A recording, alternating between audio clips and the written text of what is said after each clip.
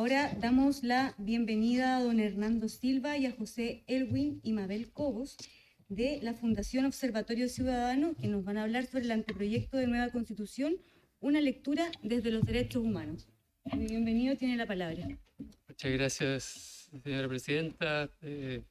Agradezco a esta comisión y al Consejo Constitucional el que nos reciba para dar a conocer nuestra visión, la visión del Observatorio Ciudadano, que es una organización no gubernamental de promoción y defensa de derechos humanos con 20 años de existencia. Es también miembro de la Federación Internacional de Derechos Humanos, que es la federación más importante de organizaciones de derechos humanos en el mundo. Y hemos venido a compartir, como señalaba, nuestra visión sobre el anteproyecto constitucional elaborado por la Comisión Experta, sobre la base de un documento que hicimos llegar a la Secretaría, pero que también vamos a dejar en papel para esta comisión. Se lo voy a entregar en este momento. Dado lo breve del tiempo, me centraré solamente en algunas de las temáticas contenidas en nuestro análisis del anteproyecto, priorizando aquellas que nos parecen más relevantes. El primer tema del anteproyecto que analizamos es el referido a los principios constitucionales, que es uno de los temas de esta Constitución. Nos parece importante que el artículo primero, número 2 del anteproyecto disponga que Chile se organiza como un Estado social y democrático de derecho, que reconoce derechos y libertades fundamentales y el desarrollo progresivo de los derechos sociales. El enunciado es un avance desde la perspectiva de derechos humanos. Sin embargo, consideramos que el Estado social de derecho no se refleja claramente en el establecimiento de obligaciones del Estado para hacerlo efectivo en el texto del anteproyecto. Así, en el mismo artículo que contiene esta concepción de Estado, se señala que la realización de los derechos sociales debe hacerse con sujeción al principio de responsabilidad fiscal y a través de instituciones estatales y privadas. Más aún, el artículo 16, número 22, referido al derecho a la educación, señala que la asignación de recursos públicos del sistema de educación deberá seguir criterios de razonabilidad. Si bien es efectivo que el propio Pacto Internacional de Derechos Económicos, Sociales y Culturales de Naciones Unidas, ratificado por Chile y que se encuentra vigente, reconoce en su artículo 2, número 1, el carácter progresivo de estos derechos, mandata a los Estados a adoptar medidas especialmente económicas y técnicas hasta el máximo de los recursos de que disponga para lograr su materialización. De acuerdo al Comité de Derechos Económicos, Sociales y Culturales, que supervisa este pacto, en su observación general sobre las obligaciones de los Estados para hacer efectivo este artículo 2, señala que de ninguna manera se eliminan, como resultado de las limitaciones de recursos, las obligaciones de vigilar la medida de la realización, o más especialmente la no realización de estos derechos. Por ello, se sugiere eliminar aquellas disposiciones que restringen la obligación de hacer efectivos los derechos sociales y consecuentemente hagan posible la materialización del Estado social de derecho. Por otro lado, llama la atención que el anteproyecto entregue la implementación de los DESC, Derechos Económicos, Sociales y Culturales, tanto en instituciones públicas como privadas. En algunos casos, como en el del derecho a la salud y el del derecho a la educación, el énfasis del proyecto parece estar más puesto en la libertad de elección entre el sistema privado y el sistema público, más que en garantizar la plena efectividad de este derecho. En todo caso, en el evento de considerarse a los privados para la satisfacción de estos derechos, debe establecerse, a nuestro entender, criterios como la transparencia, la probidad y el respeto de los derechos humanos en el desarrollo de estas actividades. Siempre en el plano de los principios destaca el artículo 5 primero, que señala que el ejercicio de la soberanía tiene como límite la dignidad de la persona humana y los derechos humanos reconocidos en la Constitución y en los tratados internacionales ratificados por el Estado de Chile y que se encuentran vigentes, que es una norma muy análoga a la de la Constitución vigente. Si bien se señala que las normas del derecho interno deberán interpretarse de forma compatible con aquellos tratados, llama la atención que el anteproyecto no establezca en forma clara su jerarquía constitucional, como lo hacen varias constituciones de la región, o al menos la jerarquía superior a la ley, como lo hacen otras constituciones, conforme a las tendencias del constitucionalismo contemporáneo. Ello también, hay que señalarlo, es conforme a las tendencias de la jurisprudencia de la Corte Suprema de Chile y del Tribunal Constitucional de Chile en la última década, que han reconocido la jerarquía, si no constitucional, superior a ley de los tratados, de los derechos humanos de tratados internacionales.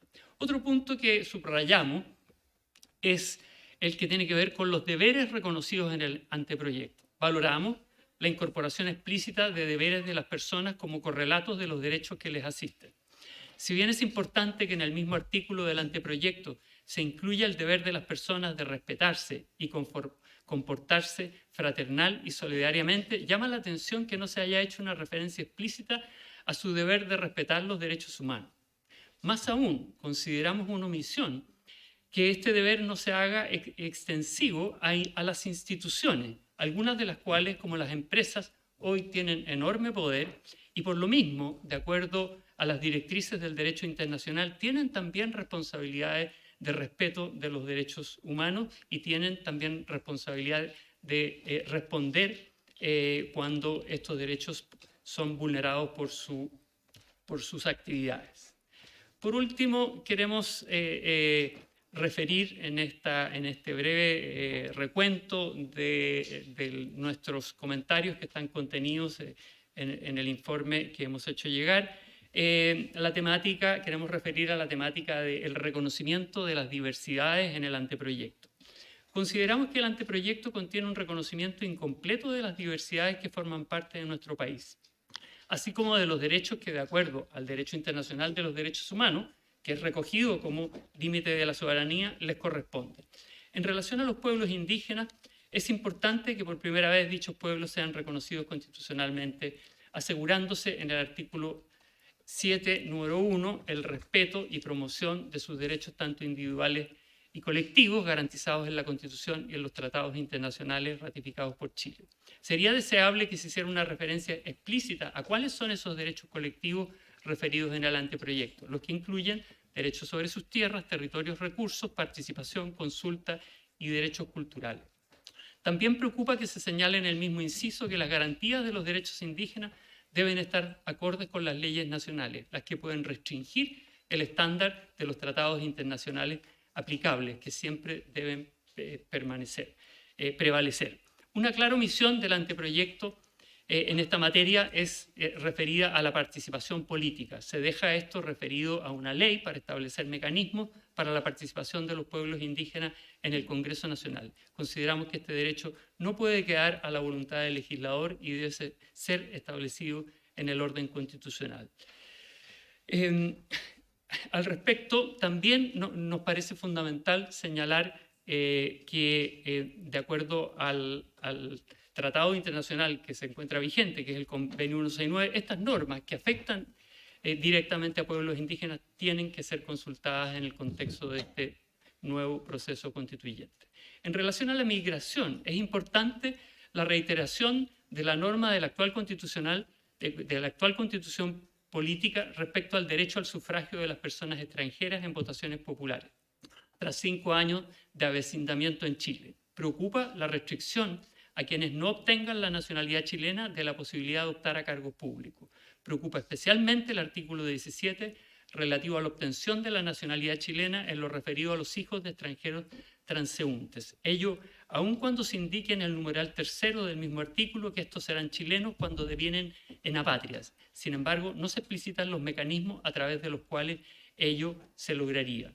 Por tal motivo, instamos al Consejo Constitucional a que se consagre expresamente de manera consistente con los instrumentos internacionales aplicables el principio de jus solis. Ello de manera de erradicar la apatridia y garantizar el derecho humano a la nacionalidad.